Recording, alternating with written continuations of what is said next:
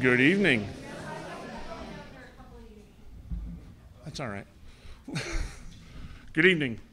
I'm State Representative Bill Buckby, State Rep for New Milford, and I thank you all for coming out to listen to the state of the town tonight.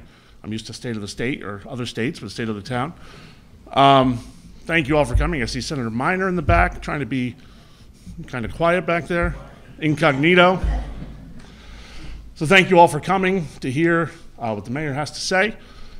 I'll keep my intro very brief. I've known Mayor Bass for quite a while, and I am more than proud of the growth and the work that my friend has done, but I am truly honored by the work that our mayor has done and the personal aspect he brings to the town, being as accessible as he is. And no further ado from me. Ladies and gentlemen, Mayor Pete Bass.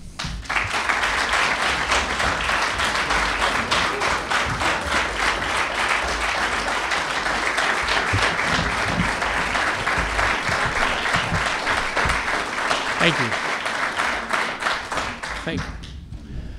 Good evening, and I thank all of you very much for coming tonight. Thank you to State Representative Bill Buckby for the kind introduction. Council members, elected officials, town employees, and fellow citizens of New Milford. My first State of the Town address began last year as a new tradition, fulfilling a pledge I made as a candidate to keep our residents informed about what's going on in our wonderful, blessed town. In my last address exactly 1 year ago, I spoke about the state government's crippling financial problems that place New Milford and towns just like us across Connecticut in an unprecedented predicament. I also spoke about charter revision, New Milford's Constitution, which at the time was 7 years overdue. I spoke about our infrastructure that hadn't been evaluated in decades. I spoke about our roads, which are studied and assessed by then Temporary Roads Committee, were found to be in deplorable condition, made worse by a harsh winter. Today, our town is making progress as its economy flourishes. Citizens approved a charter revision for the first time in 12 years and invested more capital than ever before for road repair and rehabilitation. Today, we are developing a plan for facilities utilization that protects our investments in the short term and also in the long term.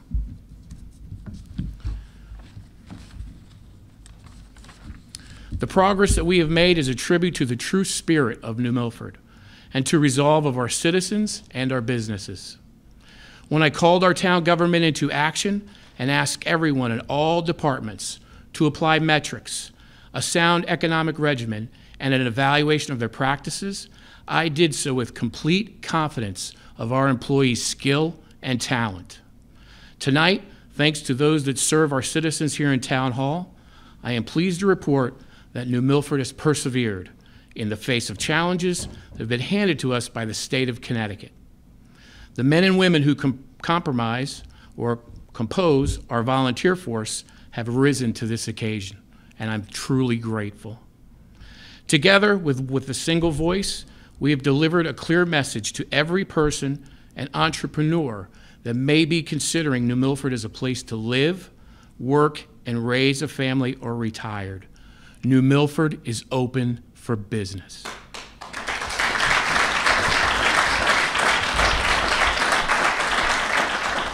For New Milford, these last 12 months have brought challenges that have tested both our endurance and our creativity. From last year's harsh winter that never seemed to end to the microburst in May, we weathered the storm together as a community, emerged stronger, and did what we had to do to move forward. Every day, there's something new, and with that strength and resolve, we forge ahead and meet the challenges.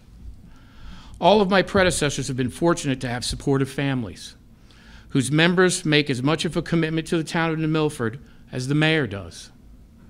My family is no exception. They too have been incredibly supportive as I eat, drink, and sleep New Milford 24/7.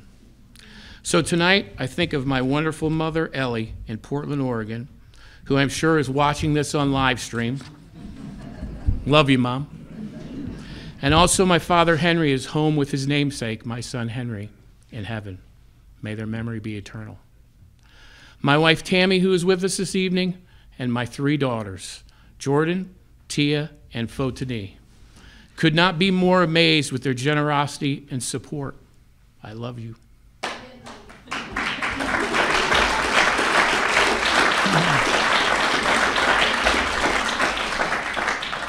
So have my brothers, Nick, Chris, and Mike, as well as my sister-in-laws, my brother-in-laws, my nieces, and my nephews. I feel that family is the most prized treasure, and I know that's how you feel about your family also. Without them, I could not do this job that I love so much. So I thank you, and I'm truly blessed. As I mentioned, many of our elected and appointed officials are here tonight. Thank you again to State Representative Buckby. I appreciate you being here, who is fighting for New Milford every day in Hartford with our other state representative, Richard Smith. And another gentleman happens to be here as well, from the wonderful town of Litchfield, Senator Craig Minor.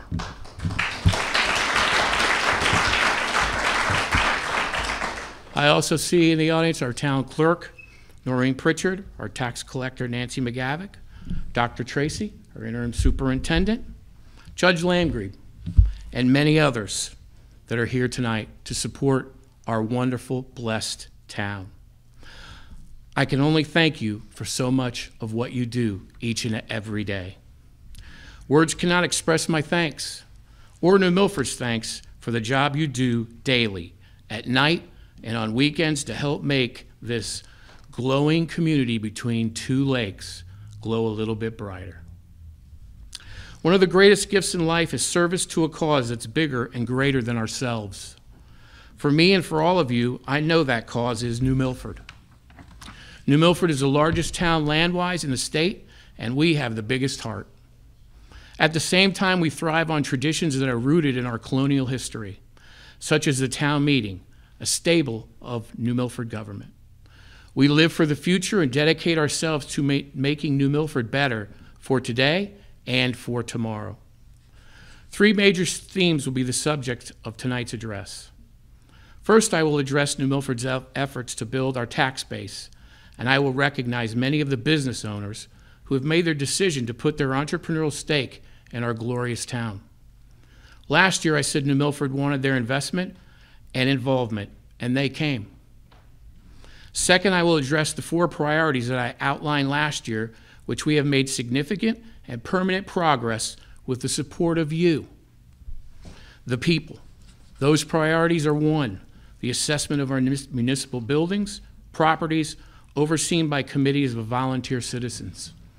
2, charter revision. 3, the steps taken to improve our roads. And 4, the collection of other projects on which achievements have been made and are ongoing. Third and finally, I will outline what my office has planned for next year.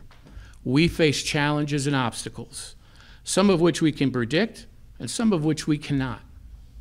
Tackling problems proactively and professionally is the hallmark of every thriving municipality. This is what we are all about, and with your help, that's exactly the approach we will take in the coming year.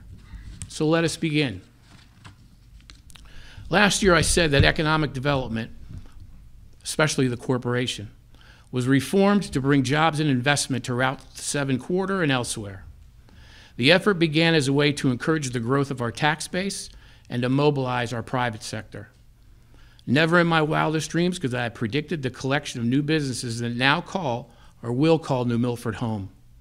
Many of them are with us this evening, and I will recognize them. If you're here tonight, if I call your name, please stand. So some of the businesses that have decided to move to our glorious and wonderful town: A&B Sports Cards and Collectibles. They're at 160 Danbury Road. Brian Shanks opened a wonderful store which carries all kinds of sports memorabilia, including baseball cards, autographed items, framed memorabilia, and if he doesn't have it, he'll find it for you. The Country Deli Store, that's on Riverview Road up in Gaylordsville. Bob and his son Hakeem reopened what was the shuttered Gaylordsville Market. They've done a great job renovating and have stocked the shelves with all sorts of staples for our lovely citizens up in Gaylordsville. They also make a delicious breakfast sandwich, which I can personally attribute to. Next is the pharmacy on 91 Park Lane Road. John Lee is invested in New Milford. He took down the old Valley Dodge building and is currently seeking approvals for a 5,000 square foot building which will house a pharmacy. We also have a commercial building that's going to be up on 66 Danbury Road. Gary Michael and his family recently received approvals for a 5,000 square foot new construction, which is across from the Citco on Route 7. La Noche's Gourmet Market. There's Joe. Which is on 28 Mariel Road. Joe opened this long shuttered building that used to house the Mariel Market. From breakfast sandwiches to pizza to pastries, Joe's got you covered. And I can tell you, the food is outstanding. Thank you, Joe. We also have the new TJ Maxx store, which is going to be opening at 169 Danbury Road. That's consisting of a 20,000 square foot, currently under construction in Litchfield Crossings. Thank you to Kristen Gizzi for the continued investment in our wonderful town.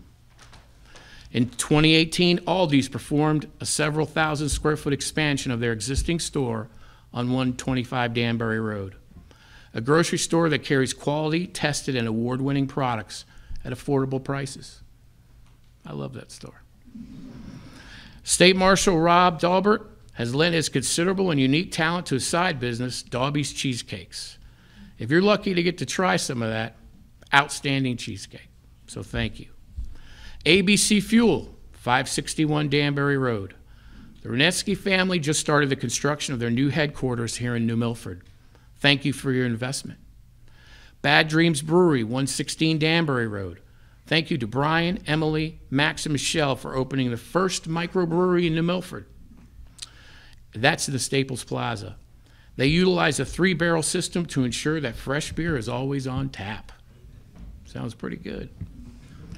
Housatonic River Brewing, 30 Kent Road, located on the beautiful banks of the Housatonic River. Dave Littlefield opened a microbrewery. Come join them in a warm or cold weather to enjoy their craft beer inside or outside. Barrister's Coffee, 59 Bank Street, located in the former Java House space. Thanks to Craig and Tracy for opening an absolutely wonderful shop, serving coffee, tea, pastries, and bagels from New York and much more. Cobblestone's American Grill, 40 Danbury Road. Dina, Cliff, Eric, Dylan, and Stephanie for opening a restaurant that serves real comfort food for all tastes. Good job, Dina. And I'm addicted to the fish sandwich there, by the way. The River and Rail Cafe.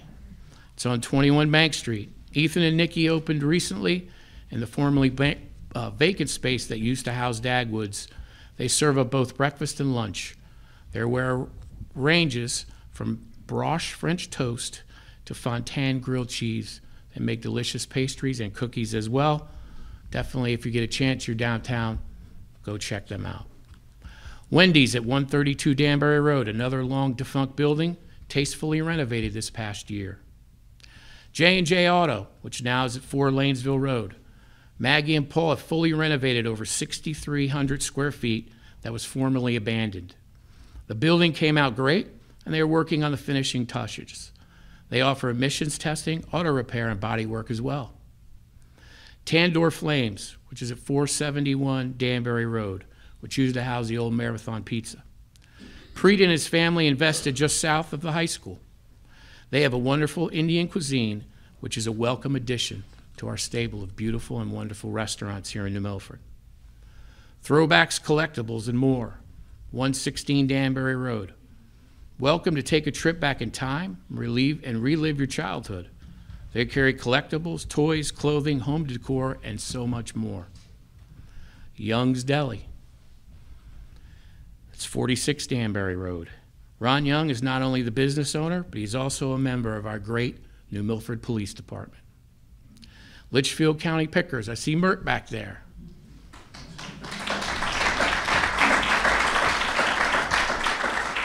.493 Danbury Road. This is the second store for Mert and Dawn Larimore, who are not only New Milford business owners, but New Milford residents as well.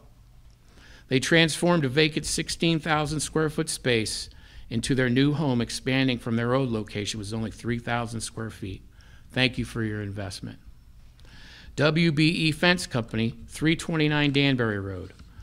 This project was stalled due to the inability of the structure to get water.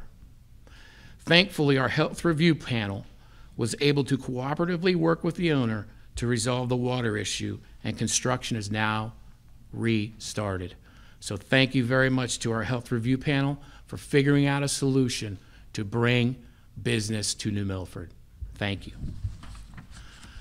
Domino's Pizza, 41 Main Street. Domino's filled a vacant storefront that had sat empty for over 10 years. They've brought over 30 new jobs to our town, and the owner is a local person in the area as well.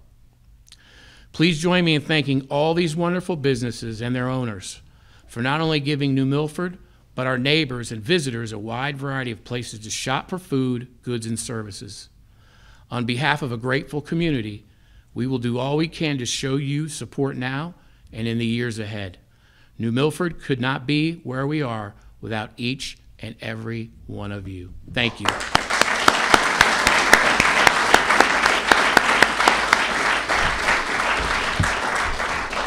As I speak tonight, I extend an invitation to other businesses considering New Milford. Let me repeat, we want you. We are open for business. Partner with us. Be a part of the New Milford success story. One major way a town can help its businesses get the most out of their investments is to ensure that the municipality-owned buildings and facilities are of top quality. The evaluation of our infrastructure, which began last year, has been ignored for decades. Thanks to our ad hoc facilities utilization subcommittee, a study and assessment has been completed, and ladies and gentlemen, it was an eye-opener. Their work was comprehensive, detailed, and finished on schedule. In the coming year, their 16 recommendations will be further examined and considered. I thank the members of the subcommittee for their hard work and valuable insight. I encourage all of you to review the report, which is on our town's website. Make no mistake, while the purpose of this temporary committee was to assess and recommend, the need for evaluation and assessment of town-owned assets is an ongoing process. It never goes away and can't be left on the back burner. As I said, prior to last November, New Milford hadn't done any charter revision for 12 years, even though the law requires us to do so every 5. So the town council and I formed a charter revision commission and made this a top priority. Then, as you know, last November, the voters overwhelmingly approved revisions to our town charter. I want to thank those who served on the Charter Revision Commission, some of whom are in this audience tonight, for their diligence, their ability to listen, their open-mindedness, and their devotion to the task. The previous charter revision took 20 months.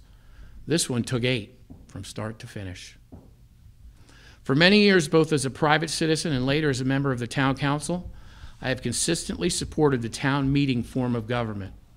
I have done so because the big decisions are made by you, the people. It's your money. It's your town. It's our town. The charter changes the way that you approve the enhance that form of government. Let me briefly describe the charter changes that took effect last December. Many have already been incorporated into town government on a daily basis. Some of you will notice more prominently as we go through the budget process this spring. New Milford's town government, in the people's control, has been returned to its roots. The charter now sets forth clearly and concisely the duties of the mayor, the chief executive, the town council, which is the extension of the legislative body, and 3, the Board of Finance, which is the fiduciary body. After 12 years of its being limited to the first budget referendum, the role of the Board of Finance has been restored to the way nearly all other towns with our structure operate, and they operate effectively. The revised charter encourages greater transparency in government because it references, for the first time ever, the state freedom of information law requirements for our elected and appointed boards and commissions. Not only does this protect the public's right to know, it gives valuable guidance to our volunteers who serve. The Director of Finance's actions regarding large investments now require the advice and consent of our Board of Finance. Never again will we be able to unilaterally raid savings account like the landfill settlement fund. Any supplemental spending over $360,000, which is 1/8 of a mil currently, must be brought to the voters. All appointed boards now have a 4-year term with a consistent start date of February 1st. Speaking of appointed boards, never again will a mayor or a town council leaving office be in a position to stack appointments during their last 5 weeks in their terms. That has changed. At every budget referendum, the voters will be asked, is the proposed town budget or school budget too high, too low, or adequate? This will provide clear direction to the Board of Finance, Town Council, and to the Board of Education for both the current and next fiscal year. The budget is now bifurcated. That means the voters can approve or disapprove either the school or town budget. If one passes, that will be adopted and not subject to further referendum. The one that fails can be adjusted and subject to further referendum.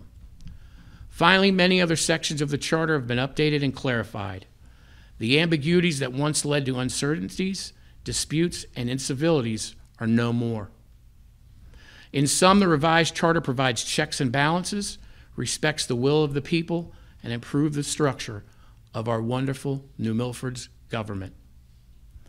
Just over a year ago, I said that fixing New Milford's roads was priority number 1. Our roads used every day by everyone. They are vital to our community. They must be maintained in a safe condition for all drivers, young and old. In the 2017 study by our Ad Hoc Roads Committee, they revealed the harsh conditions I spoke about earlier. In a special town meeting last April, New Milford citizens heeded my call, and they unanimously approved $6 million in road improvements. This was great, but it wasn't everything. By no means does the plan end there. Fixing our roads will remain priority number 1. In the coming weeks, we will unveil our plan for additional road work over the year to come. While the amount of money to spend on roads may be considered on an annual basis, the need for New Milford to have an ongoing plan is a permanent one. For this reason, I proposed the town council approved and a unanimous town meeting vote ratified the creation of a permanent municipal roads committee. The Municipal Roads Committee now serves as the critical component of New Milford's government that will help shepherd our ongoing road improvement efforts for decades to come. The Municipal Roads Committee will review and evaluate all requests for proposals and bids with respect to road-related work that is outsourced by the town. The committee will then present the members' research to the purchasing authority. Most importantly, the committee will maintain a comprehensive schedule of road work and present it to the Town Council and Board of Finance in conjunction with the Department of Public Works on an annual basis. While we are on the subject of roads, I would like to thank Mike Zarba and our Public Works and Highway departments for the outstanding job they did this winter and every winter.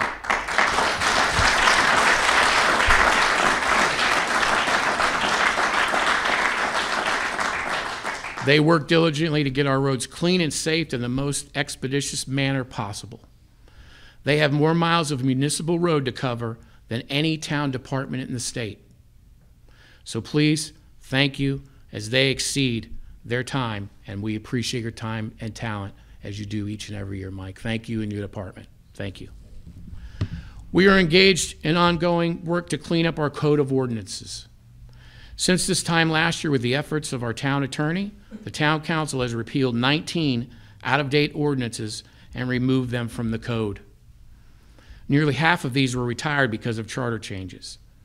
Eventually, all of our ordinances will be reviewed and placed on a cycle to be reviewed periodically. For over a generation, the proposed renovation and expansion of New Milford's library was talked about, shelved, dusted off, reworked, put back on the shelf again and again. Finally, a lot of people worked together and drafted a proposal that was put to the voters, and as you know, it was decisively approved. All year long, the project will benefit residents of all ages. School children and seniors alike will enjoy this beautiful new library. There will be community meeting space, study area, new services, and new technologies.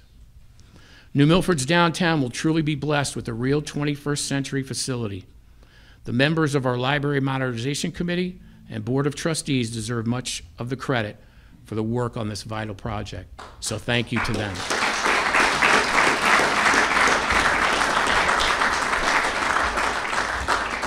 Finally, New Milford would not be the wonderful town that it is today without our tireless volunteers. Last year, I issued a call to service throughout the community, asking if there was a place where someone felt they could lend their time and effort, then they should come forward. At this time last year, I made, and the Town Council approved, over 100 appointments to New Milford's boards, commissions, and temporary committees. Tonight, I am pleased to report that in the last 12 months, we have brought forward nearly 200, 196 to be exact, names forward for appointment, and all were approved. That, my friends, is a testament to all of you, a shining example of what it takes to make New Milford the best town in the USA. I thank you.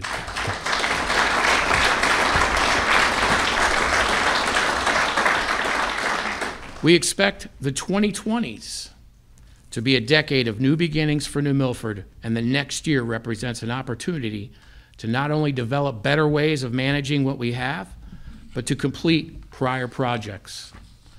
While the state of Connecticut may stall, New Milford will move ahead using modern management practices and results-oriented, out-of-the-box type thinking.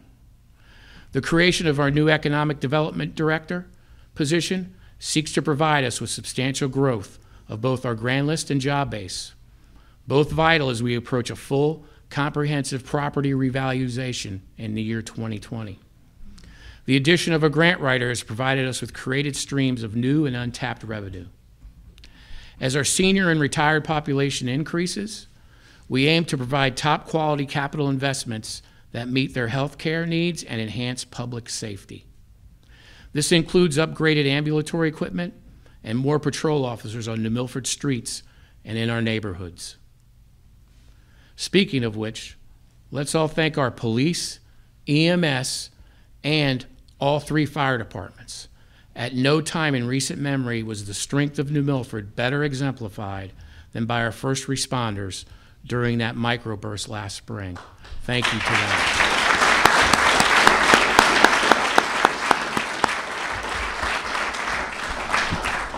They are truly in a class by themselves. As you may know, last fall, we welcomed our new Chief of Police, who happens to be with us this evening. Chief Spencer Ceruto brings over 3 decades in professional law enforcement to lead our very talented police department. Thank you, Chief.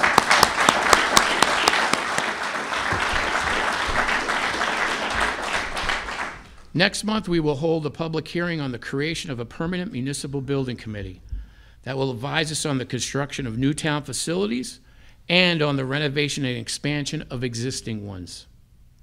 Like the Municipal Roads Committee, this effort recognizes the need for an ongoing yet flexible plan that works with our building official and public works director to ensure capital construction projects come in on time and on budget. Blighted properties have been a lingering issue in New Milford for many years. Eyesores that have been neglected are a nuisance to both the residential and commercial taxpayers and our tourists. My hope is that New Milford can create a plan, as other municipalities have done over the last 2 decades, that allows town government to tackle blight from a multitude of angles. With this, we can make New Milford not only the best town in America, but also the most beautiful. Next month, we will hold a public hearing to consider a new blight ordinance. I'd love to have everyone's input, as it's our town. Currently, New Milford is engaged in drafting and constructing a new plan of conservation and development. It's a state mandate for every city and town that must be completed once every 10 years. It's a community's guideline for residential and commercial growth, town facilities, and recreation. As this process moves through the spring and summer, I encourage everyone, each and every one, to participate. The next public meeting regarding the POCD will be Thursday, April 18th at 7 p.m., right here in this room. Come hear the presentation, ask questions, and participate. As you are probably aware, the new budget for the next fiscal year is in the works. It started with the department heads and the Board of Education. As required by charter, it then went through my office and then was deliberated by the town council. Now it's at the Board of Finance, whose members will continue to work to give citizens as much information as possible, and above all, allow you, the people, the opportunity to participate at any level you desire. As always, the final decision to approve or disapprove of budget rests with you, and that's in the privacy of the voting booth. I'd also like to thank our Board of Ed partners, who, since I took office, we've been having at least bi-weekly meetings, and I'd like to thank them for their candor and for us to continue to work together to make this town great, not only for our seniors, not only for residents our age, a little bit younger, but also for our children. So I thank you, Dr. Tracy, and I thank the Board of Education.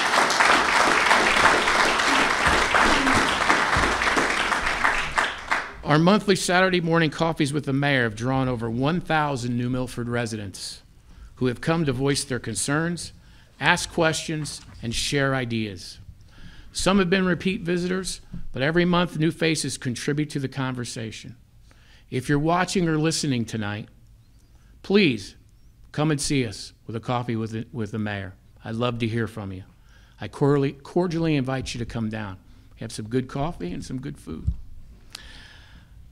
In conclusion, I've never felt more strongly that New Milford's greatest days lie ahead of us.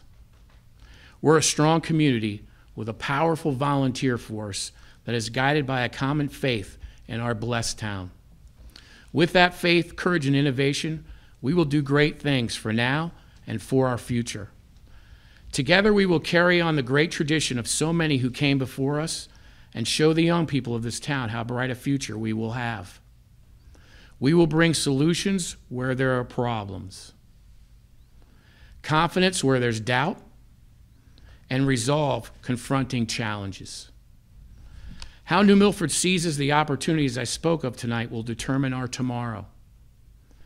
That tomorrow requires all of us to work together in service to our town, not just a mayor, not just a town council, each and every one of us.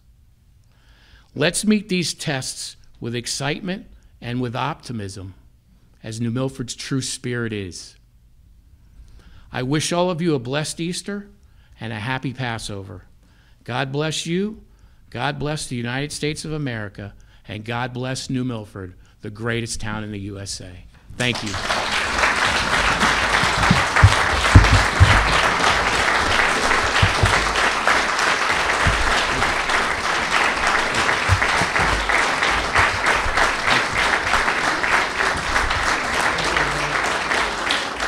There's refreshments here if you'd like. And thank you, everybody, for coming tonight. Thank you very much. Thank you.